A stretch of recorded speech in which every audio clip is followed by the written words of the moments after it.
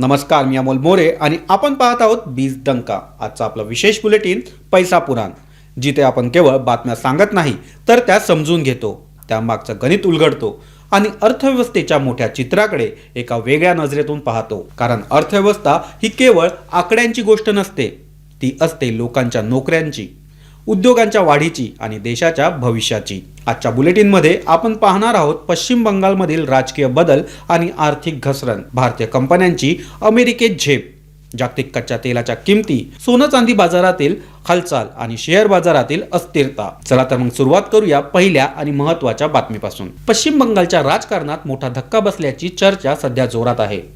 मुख्यमंत्री ममता बॅनर्जी यांच्या पराभवामागे नेमकं कोणतं कारण आहे याकडे आता देशभराचं लक्ष लागलं आहे. हा फक्त राजकीय बदल आहे का, की हा आर्थिक असंतोषाचा मोठा स्फोट आहे? हा प्रश्न आता अधिक गांभीर्याने विचारला जात आहे. गेल्या काही वर्षात पाहिलं तर पश्चिम बंगालची औद्योगिक स्थिती हळूहळू कमजोर होत गेल्याचं चित्र दिसत आहे आणि आता त्याचे परिणाम देखील स्पष्टपणे समोर येत आहेत. एका अहवालानुसार राज्यात तब्बल 6,600हून अधिक कंपन्या बंद पडल्या आहेत किंवा त्यांनी आपला व्यवसाय इतर राज्यांकडे हलवला आहे. याशिवाय 42 मोठे कारखाने सिक युनिट्स म्हणून ओळखले जात आहे, म्हणजेच ते तोट्यात आहेत. उत्पादन घटलं आहे आणि त्यांचं भवितव्य अनिश्चित आहे. हे आकडे केवळ आकडे नाहीत, तर ते राज्याच्या औद्योगिक आरोग्याचं स्पष्ट चित्र दर्शवतात. एकेकाळी देशातील प्रमुख औद्योगिक केंद्र असलेलं पश्चिम बंगाल आज मात्र गुंतवणूकदारांसाठी मागे पडताना दिसत आहे. यामागे अनेक कारण पुढे येतात. उद्योगपती सांगतात राज्यात व्यवसाय सुरू करणं अजूनही सोपं नाही. परवानग्या मिळवण्यासाठी जास्त वेळ लागतो, धोरणांमध्ये स्पष्टता नाही आणि अनेक वेळा प्रशासकीय प्रक्रियांमध्ये अडथळे निर्माण केले जातात. यामुळे उद्योगांचा वेळ, पैसा आणि विश्वास या तिन्ही गोष्टींवर परिणाम होतो. या उलट महाराष्ट्र, गुजरात, कर्नाटक, तमिळनाडू या राज्यांनी उद्योगांसाठी सुलभ आणि जलद प्रक्रिया निर्माण केल्या आहेत. म्हणूनच गुंतवणूकदारांनी तिकडे वळण्यास सुरुवात केली आहे. याशिवाय कामगार संघटनांचा वाढता प्रभाव आणि वारंवार होणारे संप हेही औद्योगिक घसरणीचं एक मोठं कारण ठरलं आहे. जेव्हा उत्पादन थांबतं तेव्हा कंपन्यांना मोठा आर्थिक तोटा हा सहन करावा लागतो आणि अशा परिस्थितीत उद्योग दुसरा पर्याय शोधतात. याचा सर्वात मोठा परिणाम झाला तो रोजगारावर. हजारो कामगार बेरोजगार झाले, अनेक कुटुंबांवर आर्थिक संकट आलं, तरुणांना नोकरीसाठी इतर राज्यांकडे जावं लागलं. मोठे उद्योग बंद झाले की त्याचा परिणाम फक्त कारखान्यापुरता मर्यादित राहत नाही, त्याचा परिणाम होतो लहान दुकाने, वाहतूक व्यवसाय, हॉटेल्स आणि सेवा क्षेत्रांवर, म्हणजे संपूर्ण स्थानिक अर्थव्यवस्थेवर याचा परिणाम हा दिसून येतो. तरीही पूर्ण चित्र नकारात्मक नाही. पश्चिम बंगाल अजूनही देशाच्या GDP मध्ये सुमारे 6% योगदान देतो. MSC क्षेत्र मोठ्या प्रमाणावर रोजगार निर्माण करत आहे. शेती आणि सेवा क्षेत्र अजून देखील मजबूत आहे आणि कोलकाता परिसरात IT क्षेत्रात देखील हळूहळू वाढ ही होत आहे. पण तज्ज्ञ स्पष्टपणे सांगतात फक्त लघु उद्योग आणि सेवा क्षेत्रावर अवलंबून राहून मोठा आर्थिक विकास हा शक्य नाही. मोठे उद्योग आणि उत्पादन क्षेत्र हेच अर्थव्यवस्थेचं खरं इंजिन असतं. जर हे इंजिन कमकुवत झालं तर संपूर्ण अर्थव्यवस्थेचा वेग देखील कमी होतो. म्हणूनच नवीन नेतृत्वासमोर मोठं आव्हान उभं आहे.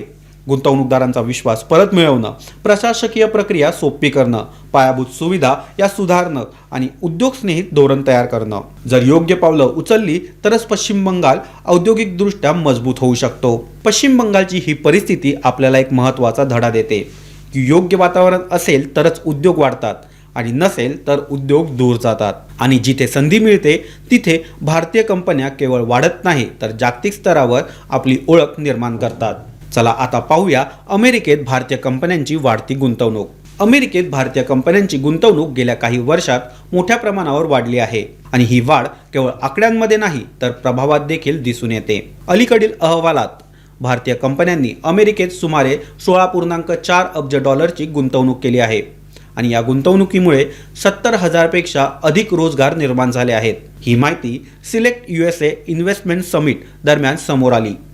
ही गुंतवणूक नेमकी कुठे होत आहे हे समजून घेणं अत्यंत महत्त्वाचं आहे. भारतीय कंपन्यांनी माहिती तंत्रज्ञान, उत्पादन म्हणजेच मॅन्युफॅक्चरिंग, औषध निर्मिती, ऊर्जा, दूरसंचार, वित्तीय सेवा या क्षेत्रामध्ये मोठ्या प्रमाणावर गुंतवणूक ही केली आहे.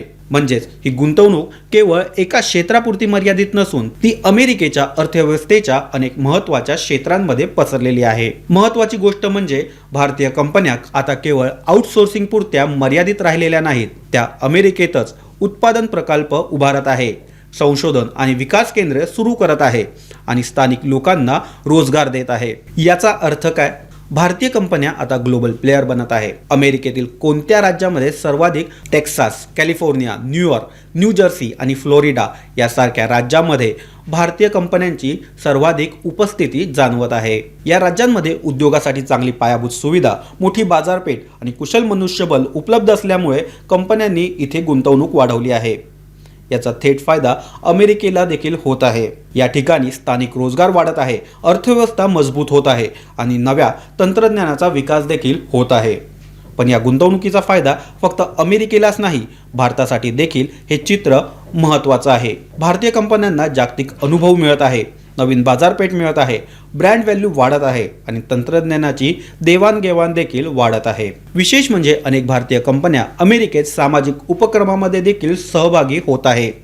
शिक्षण, कौशल्य विकास, स्थानिक समुदायासाठी प्रकल्प, यामुळे या गुंतवणुकीचा प्रभाव आर्थिक पलीकडे जाऊन सामाजिक पातळीवर देखील दिसून येत आहे। तज्ज्ञांच्या मते ही वाढ एका दिवसात झालेली नाही, गेल्या अनेक वर्षापासून भारतीय कंपन्या सातत्याने अमेरिकेत गुंतवणूक करत आहे आणि आता याचा परिणाम मोठ्या प्रमाणावर दिसू लागला आहे। यातून एक स्पष्ट संदेश मिळतो, भारताची अर्थव्यवस्था आता केवळ देशापुरती मर्यादित राहिलेली नाही, तर ती जागतिक स्तरावर प्रभाव टाकत आहे आणि येत्या काळात भारत आणि अमेरिका यांच्यातील व्यापार, तंत्रज्ञान सहकार्य आणि गुंतवणूक हे संबंध आणखी मजबूत होण्याची शक्यता आहे। भारतीय कंपन्यांची ही जागतिक झेप एक गोष्ट स्पष्टपणे दाखवते की योग्य संधी मिळाली तर भारतीय उद्योग जगात कुठेही यशस्वी होऊ शकतात। पण जागतिक अर्थव्यवस्था केवळ गुंतवणूक आणि उद्योगांवर चालत नाही, तर ती ऊर्जा स्रोतावर देखील अवलंबून असते आणि सध्या जगात सर्वात जास्त चर्चेत असलेला विषय म्हणजे कच्च्या तेलाच्या वाढत्या किमती। चला आता मग त्याकडे वळूया। 5 मे 2026 रोजी तेलाच्या किमतींमध्ये थोडी घसरण ही पाहायला मिळाली, पण लक्षात ठेवा त्या अजूनही स्थिर आहेत। $110 प्रति बॅरलवर तेल सध्या व्यवहार करत आहे। सध्याचे दर हे ब्रेंट क्रूड सुमारे $113, WTI क्रूड हे सुमारे $104 ते $105। ही घसरण का झाली? तांत्रिक दुरुस्ती आणि नफा वसुली, पण मोठं कारण अजूनही कायम आहे। इराण आणि अमेरिकेमधील तणाव, होर्मुझ समुद्रधुनीतील अस्थिरता। ही समुद्रधुनी ही किती महत्त्वाची आहे यावरून समजते की जगातील सुमारे 20% तेल वाहतूक या ठिकाणावरून होते। म्हणजेच इथे तणाव वाढला तर संपूर्ण जगावर परिणाम होणार। ओपेक प्लस देशाने उत्पादन वाढवण्याचा प्रयत्न करत असला तरी तो सध्याच्या परिस्थितीत अपुरा आहे। तज्ज्ञ सांगतात तेलाच्या किमती अजूनही उच्च राहू शकतात, पण बाजारात अस्थिरता कायम राहणार आहे। जेव्हा बाजार अस्थिर होतो तेव्हा गुंतवणूकदार कुठे वळतात? तर सोन्याकडे। 5 मे 2026 रोजी सोन्याच्या दरात किरकोळ घसरण पाहायला मिळाली। 24 कॅरेट सोन्याचा दर हा 1,49,610 प्रति 10 ग्राम, 22 कॅरेट सोन्याचा दर हा 1,37,140 प्रति 10 ग्राम, 18 कॅरेट सोन्याचा दर हा 1,12,210 प्रति 10 ग्राम इतक्यावर व्यवहार करत आहे। तर चांदी 2,64,900 रुपये प्रति किलो वर व्यवहार करत आहे। या घसरणीमागचं मुख्य कारण म्हणजे मजबूत डॉलर आणि व्याजदरांबाबत अनिश्चितता हे मानलं जात आहे। सोनं व्याज देत नाही, म्हणून व्याजदर वाढले की त्याची मागणी देखील कमी होते। तरीही दीर्घकालीन गुंतवणुकीसाठी सोनं अजूनही सुरक्षित पर्याय मानला जातो। आणि आता शेवटी भारतीय शेअर बाजार। 5 मे 2026 रोजी बाजारात मोठी अस्थिरता पाहायला मिळाली। सेन्सेक्स सुमारे 500 अंकांनी खाली आला, तर निफ्टी 50 देखील 23,950च्या आसपास आहे। जागतिक बाजारातील कमजोरी, तेलाच्या वाढत्या किमती, रुपयाची घसरण हे यामागचं मुख्य कारण आहे। रुपया सध्या डॉलरच्या तुलनेत जवळपास 95.31 वर गेला आहे। यामुळे विदेशी गुंतवणूकदार हे सावध झाले आहे आणि त्यांनी बाजारातील विक्री ही वाढवली। तज्ज्ञ सांगतात सध्या बाजारात 3 गोष्टींचा सर्वाधिक प्रभाव आहे। एक जागतिक तणाव, दुसरं कच्चे तेल आणि तिसरा रुपया। यामुळे गुंतवणूकदार सध्या सावध भूमिका अवलंबत आहे। आजचं हे बुलेटिन तुम्हाला कसं वाटलं हे आम्हाला नक्की कळवा। व्हिडिओला लाईक करा, मित्रांसोबत शेअर करा आणि 20 टंका चॅनलला सबस्क्राईब करायला विसरू नका। आम्ही असेच अपडेट तुमच्यापर्यंत घेऊन येऊ। तोपर्यंत नमस्कार, धन्यवाद।